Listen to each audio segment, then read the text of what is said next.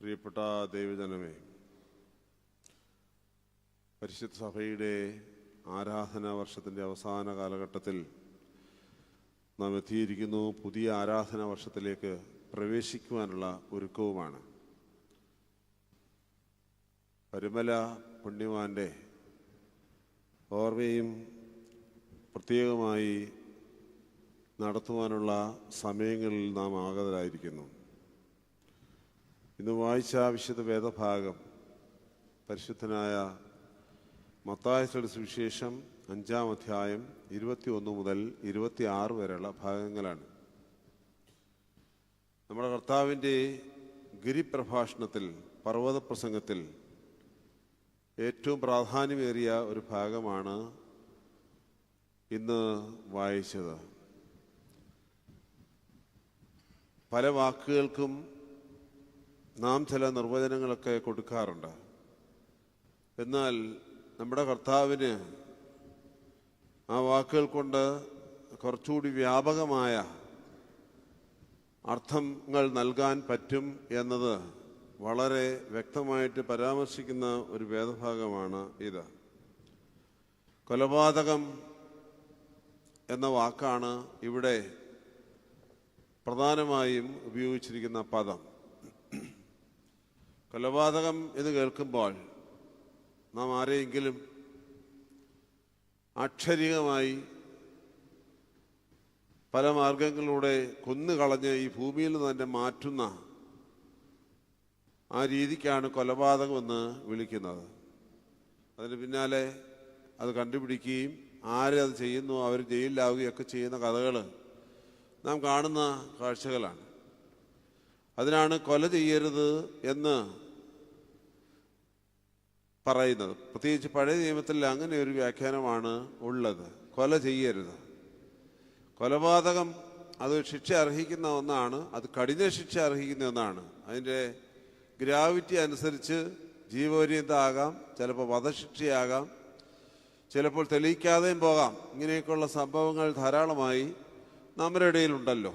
പട്ടാപ്പകല് നടു റോഡിലിട്ട് വെട്ടിക്കൊന്ന ആളിൻ്റെ പ്രതികളെ ഇതുവരെയും കണ്ടുപിടിക്കുകയോ ശിക്ഷിക്കുകയോ ചെയ്യാതിരിക്കുന്ന ഒരു നാട്ടിലാണ് നമ്മൾ ജീവിക്കുന്നത്. അത് നമുക്കെല്ലാവർക്കും അറിയാവുന്ന ചില കാര്യങ്ങളാണ്. അത് കേരളത്തിൻ്റെ വടക്ക് വശത്ത് അങ്ങനെയൊക്കെ സംഭവിച്ചിട്ട് അതിന് ഇതുവരെ ഒരു തീരുമാനമാകാതെ പോകുന്ന ചില കഥകളൊക്കെ നമ്മുടെ സഭയുടെ ചരിത്രത്തിലുമുണ്ട്. അങ്ങനെയുള്ള കൊലപാതകങ്ങൾ ധാരാളമുണ്ട് എന്നത് ഒരു യാഥാർത്ഥ്യമാണ്. എന്നാൽ കർത്താവ് അതിനപ്പുറമായ ഒരു നിർവചനം കൊലപാതകത്തിന് നൽകിയാണ്. കൊല ചെയ്യുന്നവർ ശിക്ഷാർഹരാകുന്നുവെന്ന് പൂർവികരോട് പറഞ്ഞിട്ടുള്ളത് നിങ്ങൾ കേട്ടിട്ടുണ്ടല്ലോ. എന്നാൽ ഞാനോ നിങ്ങളോട് പറയുന്നു, സ്വന്തം സഹോദരനോട് വൃഥാ കോപിക്കുന്നവൻ അവനും കൊലപാതകയാകുന്നു, ശിക്ഷാവിധിക്ക് അവൻ അർഹനാകും. പിന്നെ എഴുതിയിരിക്കുന്നു, സഹോദരനെ നിസ്സാരായെന്ന് വിളിക്കുന്നവൻ അവനും കൊലപാതകയാണ്, അവനും ശിക്ഷാവിധിക്ക് അർഹനാകും. പോഷായെന്ന് വിളിക്കുന്നവൻ അവനും കൊലപാതകയാണ്, അവനും നരകത്തിന് അർഹനാകും. ഇങ്ങനെ ഒരു നീണ്ട പട്ടിക കർത്താവ് നൽകുന്നു. നമ്മൾ ഇത് വേദഭാഗം കേൾക്കുമ്പോൾ നമുക്ക് ആദ്യ ഭാഗം വായിക്കുമ്പോൾ രക്ഷപ്പെടാം. നമ്മൾ ആരെയും ഞാൻ മുമ്പേ പറഞ്ഞ രീതിയിൽ പട്ടാപ്പകലോ രാത്രിയിലോ ഒന്നും കൊന്നിട്ടില്ല എന്നത് ഒരു യാഥാർത്ഥ്യമാണ്.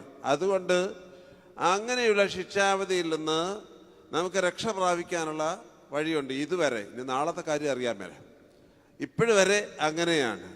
പക്ഷെ കർത്താവ് കൊടുത്തിരിക്കുന്ന നിർവചനത്തിൽ ഞാൻ നിങ്ങളൊക്കെ രക്ഷപ്പെടുമോ എന്ന കാര്യം അത് പരിശോധിക്കേണ്ട ഒരു വിഷയമാണ്. എനിക്കറിയാൻ മേല, എൻ്റെ കാര്യമേ എനിക്കറിയത്തുള്ളൂ. എൻ്റെ കാര്യം പറഞ്ഞു കഴിഞ്ഞാൽ അത് വളരെ വ്യക്തമാണ്. രക്ഷപ്പെടാനുള്ള യാതൊരു സാധ്യതയുമില്ല. കാരണം അനുതാപമില്ലാതെ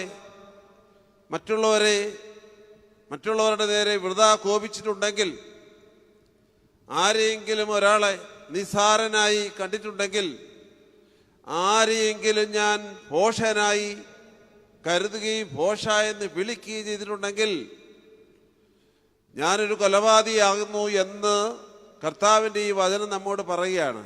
അവിടെ രക്ഷപ്പെടാൻ പറ്റുമോ? എനിക്കറിയാൻ മേല.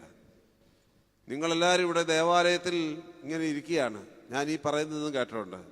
നിങ്ങൾ എല്ലാവരും പറഞ്ഞു കാണുമെന്ന് വിചാരം തിരുമേനി രക്ഷപ്പെടാൻ പോകുന്നില്ലെന്ന്. ആയിക്കൊള്ളട്ടെ, അങ്ങനെ തന്നെ നിങ്ങൾ പറയണം, രക്ഷപ്പെടാൻ പോകുന്നില്ലെന്ന്. എങ്ങാലെങ്കിലും എനിക്കൊരു തിരിച്ചൊരു ചിന്ത വരട്ടെ, അനുദപിക്കട്ടെ, ഞാൻ അനുദപിക്കട്ടെ, കർത്താവിനോട് കൃപയാചിക്കട്ടെ. ഏതെങ്കിലും ഒരു സഹോദരനോട് തൊട്ടു പിന്നാലെ ഇവിടെ വേദവായന ഭാഗം വളരെ ഭംഗിയായിട്ട് പറയുന്ന മറ്റൊരു കാര്യമുണ്ട്. നീ വഴിപാടർപ്പിക്കുവാനായിട്ട് പോകുമ്പോൾ നിന്റെ സഹോദരന് നിന്റെ നേരെ വല്ലതുമുണ്ട് എന്ന് നിനക്ക് തോന്നിയാൽ നീ ആദ്യം ചെന്ന് നിന്റെ സഹോദരനോട് രമ്യമാവുക, അതിനുശേഷം വന്ന് നിന്റെ വഴിപാട് അർപ്പിക്കുക. നിന്റെ കണ്ണിലെ കോല് എടുത്തു കളയാതെ സഹോദരന്റെ കണ്ണിലെ കരടെടുത്ത് കളയുവാനായി നീ ശ്രമിക്കുന്നത് എന്ത് എന്ന് ഒരു വലിയ ചോദ്യം കർത്താവ് ഇവിടെ ഉന്നയിക്കുന്നുണ്ട്. ഇവിടെ വായിച്ച ശ്ലീഹാവാൻ നിങ്ങൾ ശ്രദ്ധിച്ചു കാണും. നിങ്ങൾ ദൈവത്തിൻ്റെ മന്ദിരമാകുന്നു, ദൈവത്തിൻ്റെ മന്ദിരത്തെ നശിപ്പിക്കുന്നവരെ ദൈവം നശിപ്പിക്കും. അതാണ് വായിച്ച ശ്ലീഹാവായന. 1 കൊരിന്ത്യർ 3-ാം അധ്യായത്തിലും 4-ാം അധ്യായത്തിലും ഒക്കെ ഉള്ള ഭാഗങ്ങളാണത്. ഇവിടെ ഇരിക്കുന്ന നിങ്ങളെല്ലാവരും, ബലഹീന ഞാനുമൊക്കെ ദൈവത്തിൻ്റെ മന്ദിരങ്ങളാണ്. അന്യോന്യം നോക്കി ഭോഷ എന്ന് വിളിച്ചാൽ, സഹോദരനെ നിസാര എന്ന് കരുതിയാൽ ദൈവത്തിൻ്റെ മന്ദിരത്തെ നശിപ്പിക്കുന്നതിന് തുല്യമാണ്. അങ്ങനെയാകുമ്പോൾ വളരെ ശ്രദ്ധാപൂർവം നാം നമ്മുടെ ജീവിതത്തെ നയിച്ചെങ്കിലേ പറ്റുകയുള്ളൂ എന്ന ഒരു യാഥാർത്ഥ്യമുണ്ട്. പ്രിയമുള്ളവരെ, ബലഹീനനായ ഞാൻ എൻ്റെ വാക്കുകളുടെ ഉപസംഹരിക്കട്ടെ. നമ്മുടെ കർത്താവ് തന്നെ വളരെ ഭംഗിയായി പറയുന്നുണ്ട്, നിങ്ങൾ തിരിഞ്ഞ് ശിശുക്കളെ പോലെ ആകണമെന്ന്. ഇവിടെ ഇരിക്കുന്ന ഭൂരിഭാഗം പേരും ശിശുക്കളല്ല എന്നത് ഒരു യാഥാർത്ഥ്യമാണ്. ഞാനും ശിശുവല്ല.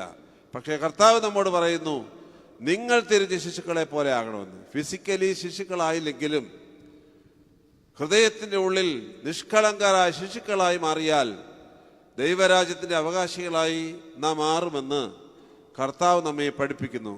നിഷ്കളങ്കരായി ശിശുക്കളായി നാം മാറിക്കഴിഞ്ഞാൽ പിന്നെ നമ്മുടെ സഹോദരനെ നാം കർത്താവ് പറഞ്ഞ ഭാഷയിൽ കൊല്ലുകയില്ല. അങ്ങനെ ആകട്ടെ നമ്മുടെ ജീവിതം. ദൈവം തമ്പുരാൻ വിശുദ്ധന്റെ മധ്യസ്ഥയിൽ നിങ്ങളെല്ലാവരെയും